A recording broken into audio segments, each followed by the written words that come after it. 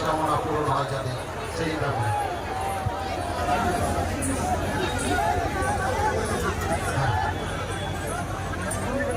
আমাদের এক ভক্ত 51 টাকা দিয়ে এখানটায় মানত করেছে, তার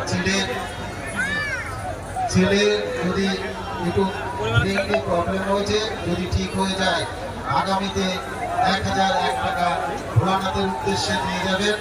আমরা